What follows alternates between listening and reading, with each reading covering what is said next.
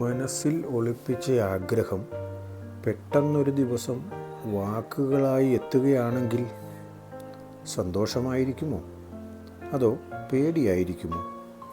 സിൽവിയുടെ ജീവിതത്തിൽ അത്തരമൊരു നിമിഷമാണ് ഇന്ന്. ഇത് ഒരു സാധാരണ പ്രണയകഥയല്ല, രഹസ്യമായി തുടങ്ങുന്ന ഒരു ബന്ധത്തിൻ്റെ കഥയാണ്. ജിമ്മി പറയുന്നു, സിൽവി, ഞാൻ നിന്നെ ഇഷ്ടപ്പെടുന്നു, വിവാഹം കഴിക്കാൻ ആഗ്രഹമുണ്ട്. നാമ്പെടുക്കുന്ന പ്രണയം 18-ാം ഭാഗം. രചനയും അവതരണവും ഇമ്മാനുവൽ. പഠിക്കുന്ന കാലഘട്ടത്തിലൊന്നും അതിന് പറ്റിയ സാഹചര്യമായിരുന്നില്ല. അതുകൊണ്ട് അത്തരം ഭാഷയൊന്നും എൻ്റെ നാവിൽ വഴങ്ങില്ല. സിൽവിയെ എനിക്ക് വലിയ ഇഷ്ടമാണ്. വിവാഹം കഴിച്ചാൽ കൊള്ളാം എന്ന് ആഗ്രഹവും ഉണ്ട്. സമ്മതമാണെങ്കിൽ അനുകൂലമായ സമയത്ത് നമുക്ക് വിവാഹിതരാകാം. ഇത്രയുമാണ് എനിക്ക് പറയാനുണ്ടായിരുന്നത്. സിൽവി ആകെപ്പാടെ ഒന്ന് അന്ധാളിച്ചു പോയി. കേൾക്കാൻ ആഗ്രഹിച്ചിരുന്ന കാര്യമാണെങ്കിൽ കൂടി പെട്ടെന്ന് അങ്ങനെ പറഞ്ഞപ്പോൾ ഒരു ഞടുക്കം, എന്തോ ഒരിത്. എന്തു പറ്റി? ഞാൻ പറഞ്ഞത് തെറ്റായിപ്പോയോ? വിരോധമാണെങ്കിൽ അത് അതേപടി തന്നെ പറഞ്ഞോ? എനിക്കൊരു പ്രശ്നവുമില്ല. എന്താണ് അഭിപ്രായമെന്ന് വെച്ചാൽ അതുപടി തന്നെ പറഞ്ഞു. ഇപ്പോൾ ഉള്ള ബന്ധം അതുപോലെ തന്നെ തുടരുകയും ചെയ്യാം. ഞാൻ കേൾക്കാൻ ആഗ്രഹിച്ചിരുന്ന കാര്യം തന്നെയാണ് സാറ് പറഞ്ഞത്. അതുകൊണ്ട് തന്നെ എനിക്കൊരു വിരോധവുമില്ല, സന്തോഷം മാത്രമേ ഉള്ളൂ. എന്നാലും പെട്ടെന്ന് അത് കേട്ടപ്പോൾ സന്തോഷക്കൂടുതൽ കൊണ്ടാണെന്ന് തോന്നുന്നു, ഒരു വിമ്മിഷ്ടം പോലെ. സിൽവി കാപ്പി ഇട്ടുകൊണ്ടിരിക്കുമ്പോൾ അടുക്കളയുടെ കട്ടിളപ്പടിയിൽ ചാരി നിന്നാണ് ഇത്രയും കാര്യം ഒരു തരത്തിൽ ജിമ്മി പറഞ്ഞൊപ്പിച്ചത്. ആരും അല്പം ചങ്കിടിപ്പോടെ മാത്രമല്ലേ പ്രണയം വെളിപ്പെടുത്തുകയുള്ളൂ. ആ ഒരു നിമിഷത്തിൽ മാത്രം തൻ്റെ മുന്നിൽ നിൽക്കുന്ന പെൺകുട്ടിയെ അവന് ഭയവുമായിരിക്കും. ഏതായാലും സാരമില്ല, അവൾ തയ്യാറാണല്ലോ, അതുകൊണ്ട് പ്രശ്നമില്ല. പറയാൻ തുടങ്ങി വയ്ക്കുന്ന കാര്യമാണ് വലിയ വിഷമം. ഇനി സംസാരം സുഖമായി മുന്നോട്ട് പോകും. അന്നത്തെ കാപ്പിക്ക് രുചി സാധാരണയിലും കൂടുതലായിരുന്നു. കാരണം ഇഷ്ടപ്പെട്ട ഒരാൾ ഇഷ്ടം വെളിപ്പെടുത്തി കഴിഞ്ഞതിന് ശേഷം കൊണ്ടുവന്നു തന്ന കാപ്പി ആയതുകൊണ്ടായിരിക്കാം അതിന് വളരെ മധുരം കൂടുതലായി ജിമ്മിക്ക് തോന്നിയത്. കാപ്പി കുടി കഴിഞ്ഞ് പാത്രങ്ങൾ കൊണ്ടുവച്ച് പോകാനിറങ്ങുമ്പോഴേക്കും അന്നമ്മ ചേടത്തി വന്നിരുന്നു. ചേടത്തി വിവരമൊന്നും അറിഞ്ഞിട്ടില്ലല്ലോ. അതോ ആ മനസ്സിലും അതുതന്നെയാണോ ഇഷ്ടം? മോള് വന്നിട്ട് കുറേ സമയമായോ? പഠിക്കാൻ വന്നതായിരുന്നോ? സംശയമൊക്കെ ചോദിച്ചു തീർത്തോ? കുറച്ച് സമയമേ ആയുള്ളൂ അമ്മച്ചി. 1-2 സംശയമുണ്ടായിരുന്നു, ചോദിച്ചു തീർത്തു, അത്രയേ ഉള്ളൂ. സംശയങ്ങൾ മുഴുവനും ചോദിച്ചു തീർത്തോണേ, വാർഷിക പരീക്ഷയാകാറായില്ലേ? സംശയങ്ങളൊക്കെ തീർന്നു. അമ്മച്ചിക്ക് യാത്രയൊക്കെ സുഖമായിരുന്നോ? സുഖമായിരുന്നു മോളെ. ഞാൻ പോയ കാര്യവും ശരിയായി. എന്നാൽ പിന്നെ ഞാൻ അങ്ങോട്ട് പോയിക്കോട്ടെ. ചാച്ചൻ വരാൻ സമയമായിട്ടുണ്ടാവും. ആയിക്കോട്ടെ, മോള് ചെല്ല്. സിൽവിക്ക് അന്നത്തെ സന്തോഷം പറഞ്ഞറിയിക്കാൻ പറ്റാത്തതായിരുന്നു. എന്നാൽ അവൾ ആരോട് പറയും?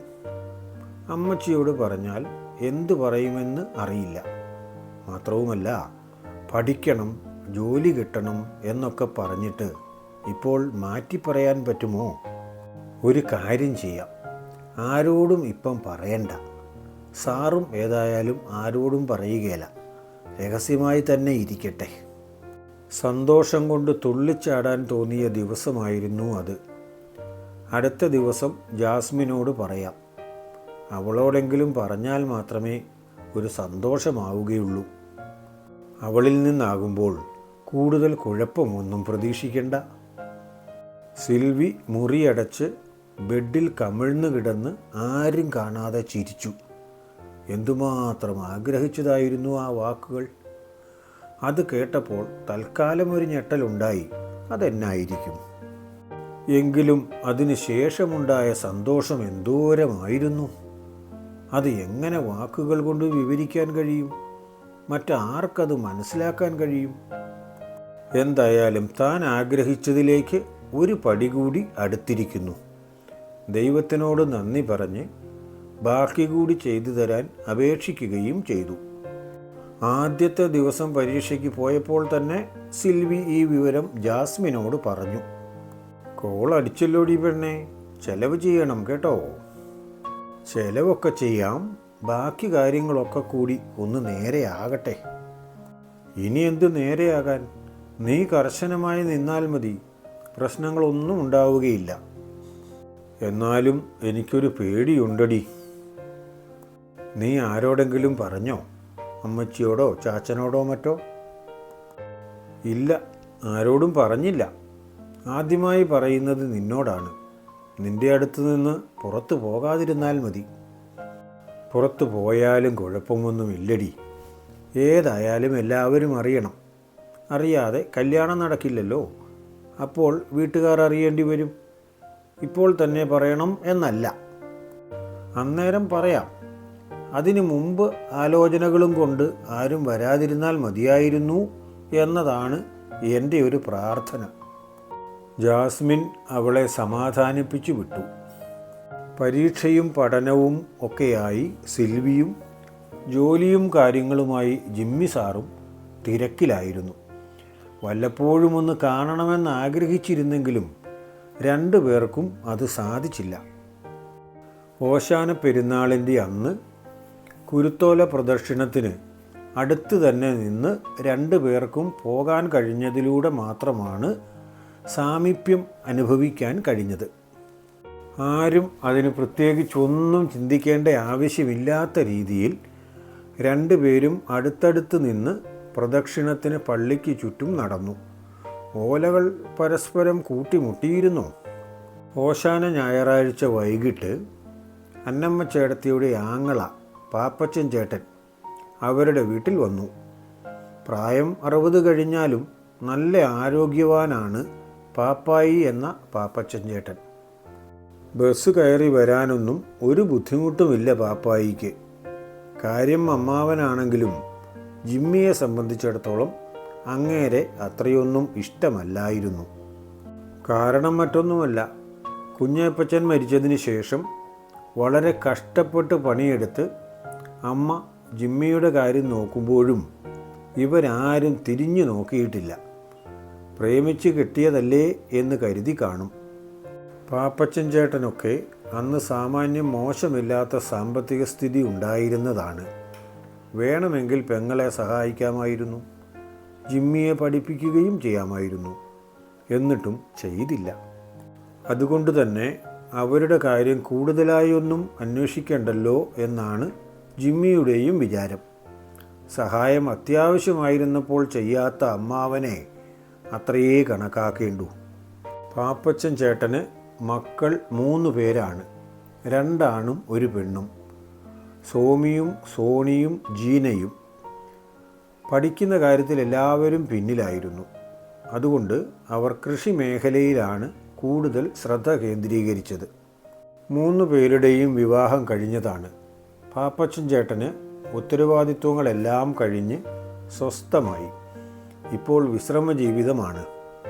എന്നാലും ഒരു നിമിഷം വെറുതെ ഇരിക്കില്ല. അന്നമ്മ ചേട്ടത്തിയെ സംബന്ധിച്ചിടത്തോളം കൂടപ്പിറപ്പാണ് വന്നിരിക്കുന്നത്. സന്തോഷം കാണാതിരിക്കുമോ? ആങ്ങളയെ കാര്യമായി സൽക്കരിക്കാൻ അടുക്കളയിൽ കലശലായ പണിയാണ്. ജിമ്മിയും പാപ്പച്ചൻ ചേട്ടനും തിണ്ണയിലിരുന്ന് വർത്തമാനം പറഞ്ഞു. ജിമ്മിയുടെ ജോലിക്കാര്യവും ശമ്പളം എത്രയുണ്ട് എന്ന കാര്യവും മറ്റും സംസാരിച്ചുകൊണ്ട് സന്ധ്യാപ്രാർത്ഥനയുടെ സമയം വരെ തിണ്ണയിൽ തന്നെ ഇരുന്നു. അത്രയും നേരത്തിനിടയ്ക്ക് തന്നെ 2 വട്ടം പെങ്ങളെ കൊണ്ട് കാപ്പി ഉണ്ടാക്കിച്ച് കുടിക്കുകയും ചെയ്തു. അത് പാപ്പായി വീട്ടിലാണെങ്കിലും അങ്ങനെ തന്നെയാണ്. സന്ധ്യാപ്രാർത്ഥനയ്ക്ക് ശേഷം സ്തുതി കൊടുക്കലും കഴിഞ്ഞ് അത്താഴത്തിന് മുൻപ് അല്പസമയം സംസാരിക്കാൻ മൂവരും കൂടി ഒരുമിച്ചിരുന്നു.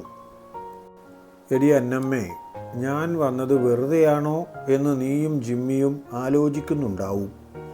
തീർത്തും വെറുതെ അല്ല താനും. കുറേ കാലമായില്ലേ നമ്മളെല്ലാം വീട്ടിലൊന്ന് ഒരുമിച്ച് കൂടിയിട്ട്. ഈ വരുന്ന പെസഹ വ്യാഴവും ദുഃഖ വെള്ളിയാഴ്ചയും ജിമ്മിക്കും അവധിയല്ലേ.